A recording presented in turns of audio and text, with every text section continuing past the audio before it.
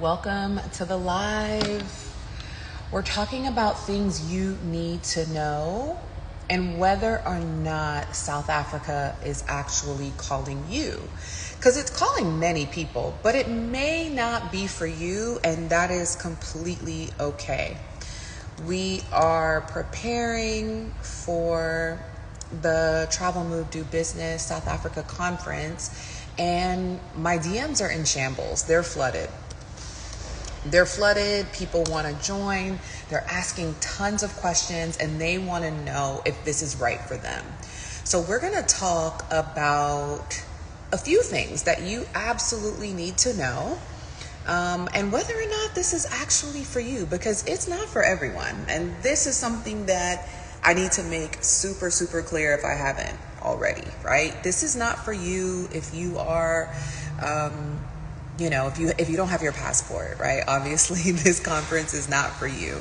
But if you are a traveler, you are curious about South Africa, you're interested in traveling to South Africa, you're possibly even interested in moving abroad, or you're interested in doing business, migrating your business, expanding your business to South Africa, even potentially investing in a business that's already here, you will want to join us, right? But let's talk about whether or not this is for you. 5 years ago, I had no idea that I was going to be here in South Africa. Like, you couldn't have told me that that was going to be the case 5 years ago. I had little, planted myself and got certain things in my mind that I always wanted to live abroad. But honestly, I thought it was completely impossible. I thought it was impossible if I wasn't a student. I wasn't working for the military. I wasn't working a really big corporate job. So for me, this is probably not something that I could do. Well, fast forward to getting pregnant with my daughter, my youngest daughter, I really started to see that life in the US did not have as many perks as we were sold compared to other countries, right? There were other countries that I had traveled to that I figured, hey, like I could potentially live here. I traveled to South Korea, Mexico, Canada, even many of the countries in the Caribbean. So for me, my idea of living abroad has been something that I've dreamt about, right, for years. But what really happened was action, right? I took action and I took trips.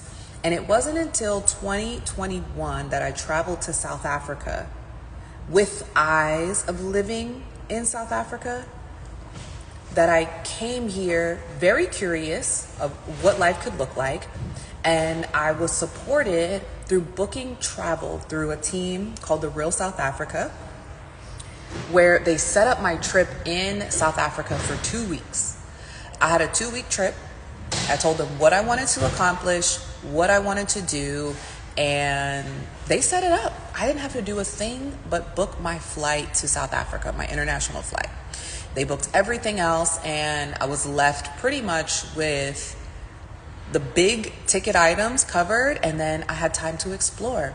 But I'm going to tell you, as soon as I landed in South Africa, probably say that next morning, I already knew that South Africa was a place that I could be. It felt like home. And so we're going to be talking today to Dr. Latasha Blanton, co-founder of The Real South Africa, the woman behind the scenes that was taking care of everything, and in front of the scenes that was taking care of my entire experience. And she's going to come and talk to you today about her experience, right? She's built a business here in South Africa, but some of the things that you really need to know and whether or not South Africa is potentially for you. Bishop Dwayne Royster says, I love South Africa, in particular Cape Town. I told my wife if things ever became unbearable in the US, we would move there. Well, how's that looking for you, Bishop? I'm interested, because is it not bearable to you? Or how you feeling about that? I'd love to hear what your journey is like thus far, right? Like, where are you in that, Dwayne? So it looks like Dr. B is here in Cape Town. Uh-oh, what's that? What's happening? Uh-oh. Ooh. What is that noise? The alarm. The This time last year when we were having a chat, I think during the conference the alarm was going off. And I'm in a totally different building in a totally different city and the alarm is coming is going off. maybe that's just, a little thing that's just kind of your thing. You make alarms go off. You You know, you it's you maybe you make alarms go off. maybe. Maybe you make everybody aware. How are you today? I'm good. How are you, Dr. B? I'm good. I can't complain. I can't complain. Thank Um, Well, thank you for having me on. Obviously, we're going to discuss a few things, and not in detail because on Saturday we're going to be going into things a little bit more in depth. So if you want to start or with any questions, then I can go from there. But for the most part, I'm Dr. Latasha Blanton. I'm the co-director of the Real South Africa Travel and Tourism. We've been doing travel in South Africa for the last 7.5 years. We do physically live in South Africa. We've also been living here the same 7.5 years. And we just decided that tourism was the best way to invest in the economy, and that's pretty much the scope of our business. We promote tourism to South Africa. We promote tourism to the diaspora to come and visit South Africa for the purposes of not just investment, but honestly to understand how South Africa works. And then if that's something you decide to do after you've been on a trip, then obviously that's something that, people like Ashley can facilitate. Awesome. Thank you, Dr. B. Yeah, I was just Yeah. sharing about my story of traveling to South Africa, traveling with the Real South Africa Tourism, Travel and Tourism Company, and how it really Mm-hmm. transformed everything for me. Mm-hmm. And Mm-hmm. you have hosted so many people through your company, hundreds, thousands probably at this point. What are some of the biggest myths that you see people coming with? Yeah. Yeah. Specifically, let's even go African Americans in the diaspora, because what we do Mm-hmm. know is that Mm-hmm. people are traveling and have been traveling to South Africa for decades. But what are Yes. some of the myths of, let's say, the diaspora, African Americans, about South Africa before they arrive? And then how does their perspective change after they've actually spent time with you on the ground? That's an amazing question because you would think in the year of 2025 and Beyonce's internet that people would have um, more more foresight to basically do some research on their own. And unfortunately, when you are doing quote unquote research on South Africa, you're going to find a lot of negative things.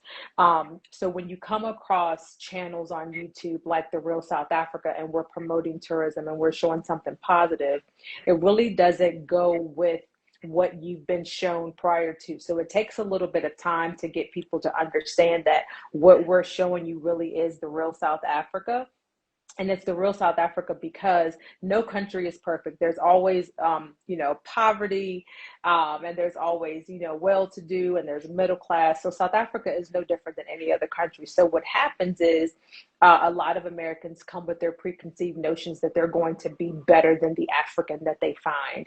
And when they come here and see South Africans living, and I am not joking, and I'm going to put it in quotes, but it's very real, their best life, it brings them down a couple notches and they actually start to say, okay, maybe I need to be open to this experience and understand that what they're showing me is a possibility. So we do have to get away from all of the negative things that we're saying. I still get people right now asking me, do I have lions in my backyard? I mean, come on now, it's 2025. We know better. We know better. So they leave, essentially, they come with doubt, right? And then Yeah. they leave with possibility, Yes, that's a good way right? to And put it. Yeah. curiosity of what it Mm-hmm. looks like long term. And yeah, I can admit to that. I think before I got exposed to your channel, yeah, I think the last thought in my mind about South Africa was apartheid, Yes. and someone that's traveled the world and someone Mm-hmm. that's been educated. And Mm-hmm. so it wasn't until I came across your channel that I was like, oh wait, South Africa is completely different. And at the time, Mhm. I was in East Africa, and I was like, it's completely different than this Africa that I'm seeing here. While this Africa is beautiful and there Mhm. are, lifestyle benefits to this part of the continent, South Africa looks like home.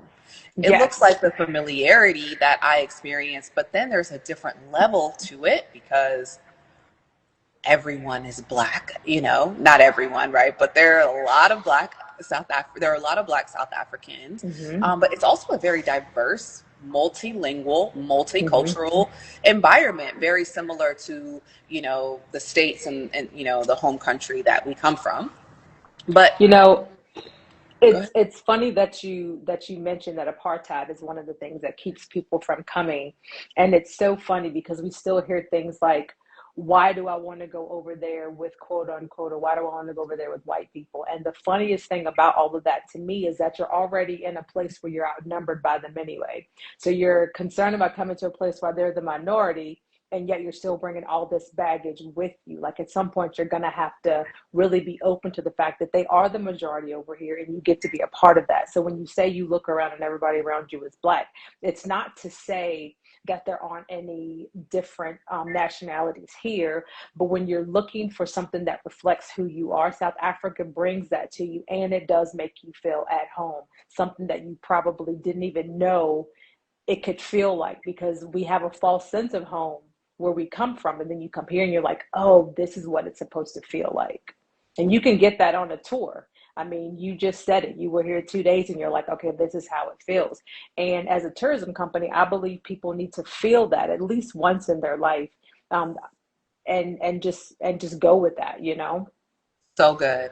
And so, of course, like your company, you set up all of the things that a tourist would want to do, Yes. for sure. But for me, and I was very clear with you, and I said, I'm interested in relocating. And, Mm-hmm. I don't know that I was very clear on the business aspect, but maybe I Mm-hmm. was. But if someone is, saying, I want to do this because I'm looking to relocate and potentially Mm-hmm. start a business, how Mm-hmm. do you advise them and how do you prepare their travel experience differently than you do for people that are just looking for travel? Well, typically, if someone is looking to get into business, I honestly I'll do their travel package of it and then I send them to you because that is your expertise. I do the tourism portion. So if they're wanting to come here and stay 2 weeks or 30 days, which you do have an immersion program, then in that time, they've got abilities to have phone calls with you or have phone calls with other people, set up bank accounts, those types of things. But overall, the big piece is that you need to, number one, be here. Number two, you need to make sure your accommodations are squared away, which is what we do. And you need to make sure that your transportation is square. So those are the big things that allow you freedom to explore. And those are the things that we do when it comes to relocation and looking at business opportunities. I typically send them your way because that's your thing. That's true. I do get a lot of, I do get amazing people that have come from you recommended that we've worked with that are investing, that are setting up their businesses, yeah, that are doing all of that. So true, for sure. And I'd say Mhm. even maybe some things that you didn't mention, like we did real estate. Like I, did a real estate tour. Mhm. You Mhm. guys Mhm. connected me with a real estate agent to help me look Mhm. at rentals, right? Mhm. Not even Mhm. purchases, just Mhm. rentals Mhm. within Mhm. my budget. I think during the time that we came, schools were on holiday, but you Mhm. recommended schools. There Mhm. were even like different neighborhoods that you recommended that I stayed Mhm. in that, Mhm. during my trip. So I Mhm. stayed in that had beautiful accommodations and all of Mhm. that. So I Mhm. think, the way in which there's the lifestyle component piece um, is I think something that most companies aren't considering, right? They're going to put you in a hotel, they're going to Mhm. book you for a couple of excursions and experiences, and they're going to send you about your day. But I love the way you and your husband curated my experience. That helps me Mhm. to, one, really understand the country from a dynamic Mhm. perspective, putting me on tours where I could really connect and Mhm. learn the history from Mhm. a South African that lived Mhm. through it. Right. Mhm. Then I also experienced the luxury side of, five-star dining and spas and shopping that, Mhm. was like an added bonus. And so I Mhm. Mhm. absolutely love that. Um, Again, you have facilitated so many people's experience here. So many people have come to South Africa through the Real South Africa Tourism Company. Are there maybe one or two stories that stick out to you of people that have traveled with you that have Mhm. successfully done the right things, done, went through their process and, relocated and even Mhm. kind of established themselves in the country in a way Mhm. that you and Mark are proud of? Whew. So let me see if I can pick a couple. My first would honestly be Ronnie Dunn. Ronnie was one of the ones that understood the assignment. So what Ronnie actually did was he came on a 30-day experience, and we do have a 30-day immersion, but he wanted to do 2 weeks in Johannesburg and 2 weeks in Durban. And we set him up on that. And he did all of the touristy stuff while he was here. He just wanted to get a feel for South Africa. He wasn't really interested in looking at properties. He just wanted to feel South Africa. So he did that, and he came in, I think, April of one year, and then that same year in November we had a real estate tour. He came on a real estate tour, so that's 2 times in one year he came. And then the next time he came back a third time in 12 months. And I know everyone can't do this, but this is what he did. He had the funds, and he came back, and this time he came on his own. He just wanted, I mean, at this point he felt like he knew enough. He came on his own. And when he came that time, he started to explore a little bit. He went back, and then he decided that he wanted us to assist him with his visa. So we assisted him with his visa. And when he came back the next time, the fourth time, so it takes a little bit of time. When he came back the fourth time, he had his visa in hand and he didn't have to leave. And he found a place. He rented a place for a year, and then he bought a place just recently. He set himself up with some people. He loves to do music and acting. He's been singing, making songs, creating albums. So he actually followed the program, which is come visit multiple times, get a proper visa to live in the country, and then find your way. And he's probably one of my favorite stories, because he just needed to come and confirm that South Africa was where he wanted to be, but he did it the right way by being a tourist first. Um, I don't even know who to pick next, but the story is pretty similar to Ronnie's. They came multiple times. They got their visa. They came and rented for a year, or they built a home over a year and rented while they were building. I think a couple that most people are familiar with are Jackie and Arthur Hartz. They came. They did a 30-day visit as well. They came to check it out. They did an everyday life type of thing. They did a few excursions. They just wanted to get a feel for the country. They went back, did their visa, came back, built a house, rented for a year, moved into their house. So there's ways to get it done. I mean, you don't have to come over here and start a business, but if you are in a position where you're like retired and you have money, there are ways to get to South Africa and live here properly. Yeah, I love that you said that. Retired and have money. Because it's not a cheap experience. I mean, this is an investment that you're making to travel, right? To travel with the Hmm. real South Africa. It's an investment, but it's an Hmm. investment in your process and your journey. You just want to come, for a trip, for a anniversary, for a birthday party, have a great time. And I've The done real South, those. I've done those. I've done yes, 50th birthday and parties. I've done 40th birthday parties. We set all of that up for your friends and stuff. So as a tourism company, there's a lot of things that we have. We have a lot of latitude. But our first and foremost thing is for you to come and experience the country and just know that you have a place here. yeah. Yeah, I mean, and you do that, you guys do that very well. But there's versatility in the way in which you help people travel South Africa. If you want to do the rural areas, if you want to Mhm. do a little bit more of like the Mpumalanga or, you know, different areas, your team, they, however you want to do South Africa, the Real South Africa Travel and Tourism is the team to do it for you. And then if you have interest, right? You've heard Dr. B share. She's supported the relocation of people that are retired and just want to take their retirement money and be more strategic and leverage, you know, leverage their dollars here in South Mhm. Africa. Mhm. And then Mhm. folks like me that are not retirement age, but we're still working and in our career, their team supported me in connecting with different people to figure out what business looks like for me.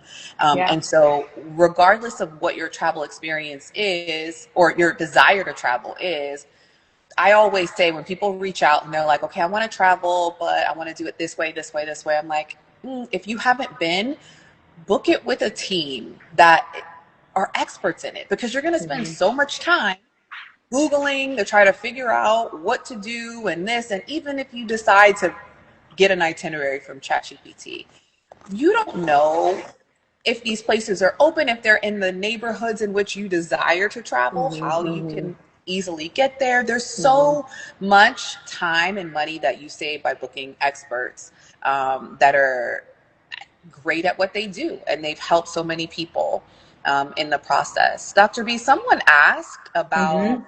a desire to travel in next month in Okay. December, and they're Oh, wondering December. why they cannot find accommodations for under $1,100.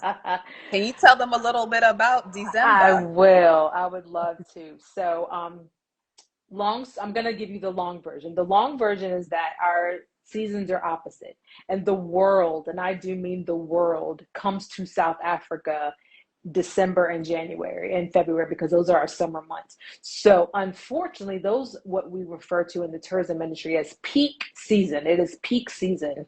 So that $1,100, if I'm being honest with you, will probably get you a 2 night stay somewhere in South Africa. Maybe you could do about three in Durban and maybe about four in Johannesburg. But if you're looking at Cape Town in December, that $1,100 is going to get you maybe 2 nights. So this is a very high season.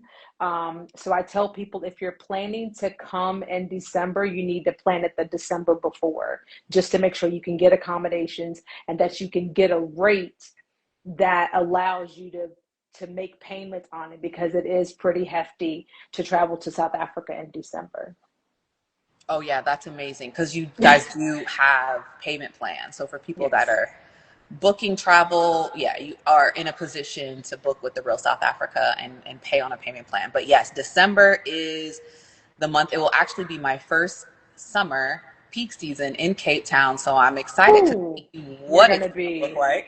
It's gonna be crazy. I've It's I'm gonna. hearing I'm It's hearing gonna from be crazy. everyone that is going to be crazy. There's parties, there's Yes. festivals, Yes. there's Yes. dinners, there's this, there's so many things. Even like a lot of yeah, there's concerts, all of that stuff. So I'm Yes. really excited. The girls and I are really excited. But Dr. B, thank you so much for You're joining live. welcome. Can you Thank tell you. people a little bit more about what they can expect during your session this weekend, Hmm. and then how they can connect with you? Okay, so this weekend we're going to really discuss, why tourism is such a huge portion of your process. We're going to talk about some of the packages that are available to you if you decide to travel with the Real South Africa, what we can actually do. And we're going to talk about um, a lot of the options that you have as a tourist when it comes to investing in some of our specialty tours that we actually offer for those that are looking for long-term investments, including our real estate tours and our immersion programs. So all those things will be discussed on Saturday. And if you are looking to look for us or find us, or if you whatever need to reach out to us, you're going to go to therealsouthafrica.com. You can find us on YouTube at the Real South Africa, Instagram the Real South Africa 18, and if you just Google the Real South Africa, we will pop up. We are everywhere. everywhere, everywhere. And this weekend online with us for the Travel Move Do Business South Africa conference. Thanks, Dr. B. I'll see Thank you you. Saturday. I will see you Saturday. I'll be right here front and center. Have All a good right. one. Okay. Finish your workout. I see where you're at. Finish your workout. All Thanks. right, bye. Bye. All right, everyone. So thanks for joining the live. If you're catching the replay, definitely comment move to get your pass. I think we've got about 2 or 3 VIP passes left. The reason why you want to get VIP is you want to get the replays, access to all of our contacts, as well as